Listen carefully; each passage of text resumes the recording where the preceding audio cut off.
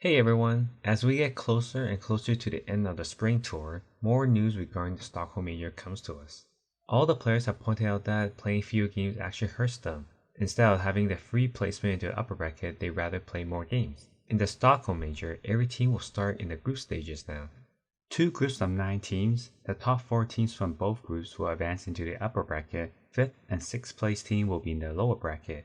ESL still have 18 teams listed going to the major, with 3 teams from Eastern Europe. Of course, that region isn't playing due to the war in Ukraine. We will have to wait to see what Valve and ESL comes up with. Even though there's no direct seeding, don't count out wildcard in regions, or Valve flying additional teams to play for the final 3 spots in a wildcard format. Here's Dream League confirming wildcard and seeding being removed. Now the difference is that there is no wild card and that there is also no directly seeding into playoffs, so everybody will play group. Danil Dendi Ishutin released a video and talked about his experience from the start of the war to now. He spoke about how his life had flipped upside down. He couldn't sleep or eat or even play games in the beginning. Now that the war has changed, he started to turn to Dota to find some joy. Here's a bit of the video. The entire video will be in the description. Everything changed in our lives. So when war started, first 2 weeks I was literally paralyzed. I couldn't do anything. I couldn't play, couldn't eat normally, couldn't sleep normally.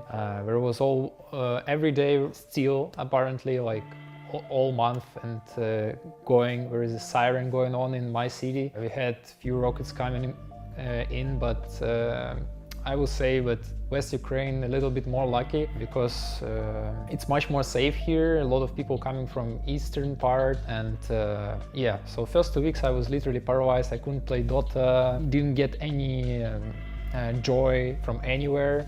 Like I only was reading news and feeling sad and feeling depressed at some moments and trying to help with what I can to people around, and there is a lot of things going on. Yeah, but life keep going and next 2 weeks and now like it's getting a little bit better in the mental state of mind, and I'm trying to get back in what I love, back to gaming a little bit because it's also a distraction for me. Whenever I felt bad I could play Dota and that would make me happy. Yeah, I think I'm an esport lover and I love Dota as a game very much, so I think a lot of you guys understand how I feel. Lately I feel I'm gonna start streaming soon. We are doing some charity streams with the organization GG, and all the donations will go to support Ukraine. So I hope you guys come and watch my streams. I'll try to speak with you, answer your questions, and yeah, play some Dota. I'm gonna try to... The Chinese DPC was supposed to return on April 8th, but that has been derailed, and Perfect World has announced that the return will be on Tuesday, April the 12th. We have decided to further postpone the restart of DPC CN. The new tentative restart date is April 12th. China's Spring Tour will be action-packed starting on the 12th. They will begin with a Division 2 series followed by 2 Division 1 series. In Southeast Asia, Fnatic and T1 are topping the leaderboards with a 4-0 and 4-1 respective record. Boom Esports is 3-1. Imagine if they had been able to postpone the first series, they might have been the ones on top. In Division 2, Talon Esports have clinched a promotional spot into Division 1 with a 6-0 record. RSG can be the next team, they are 5-0. Our highlight comes down to a nail-biter from Fnatic against Polaris Esports. In Game 3, it was the fight that decided the game. To have your BKB ready on Natsumi, it's only 6 seconds that are there. Armel ready to go at a moment's notice. Who do they find? Jump forward, wants to get him. Stun comes a bit late. Afterwards, the bushwhack, that range. They don't have anybody on Armel. And Mavis caught. He's in trouble. He needs to find any follow-up. They don't have anything. He's living through that one. Round 2, but Ember's dead. Okay. Can he get out of there? Jabs trying to get away, trying to escape, but he's dead for 2 minutes on the Ember. They have to find something here. Armel, the refraction instances, they're too strong. And now Force also going to go down. Natsumi, he doesn't have any boots. There is nowhere left to go. The stun is out. Armel turned upon yet again. Bug on him. They have nothing. They don't have anything left in the take. Natsumi, he's only got a couple of lives left, but the rest of his team is gone. And the Wraith King can't do it all alone. He too will fall. Fnatic, they outlast Polaris and are gonna run it down the lanes. Yeah.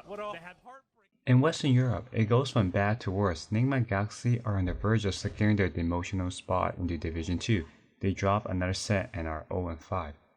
In Division 2, Goon Squad are 5-0 and fan favorite Team Ball Reborn might get eliminated this season. They are 1-4. Our highlight comes between Entity against Nigma Galaxy. They gave out a triple rampage to go 0-5. It is beginning to become a little annoying here.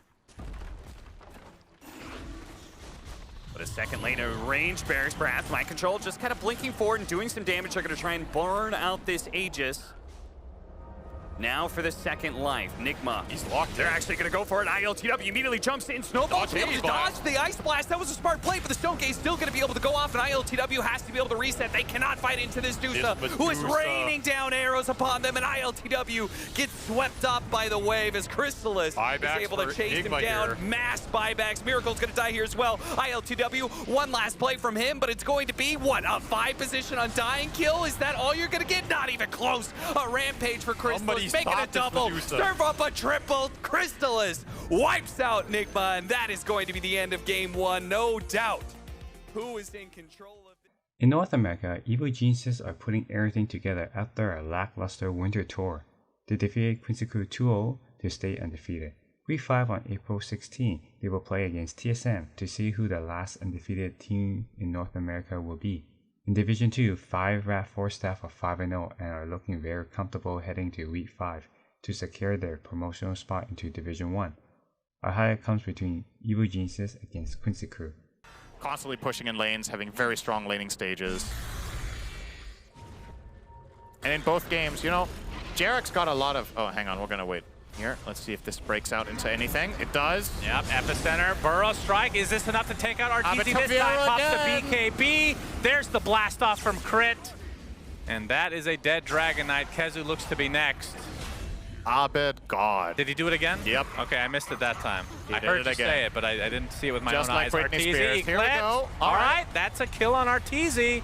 And GG is called. They just wanted that before they called GG.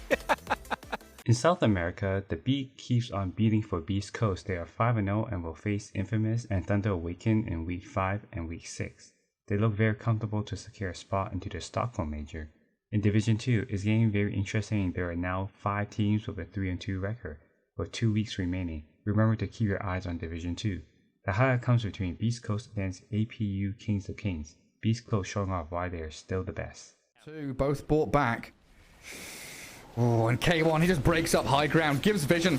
Mini with a boat, the tombstone is there, but C-Smile, he's able just to get so much. Oh, yeah, I mean, Dunya, he's dropping so low even with the Essence Ring up. The right-click power and the Echo Slam in from Gojira. 3 heroes caught inside that massive dunk. Mini gets one hit out, but GG's are coming. That's it, you can't fight against Beast Coast like this.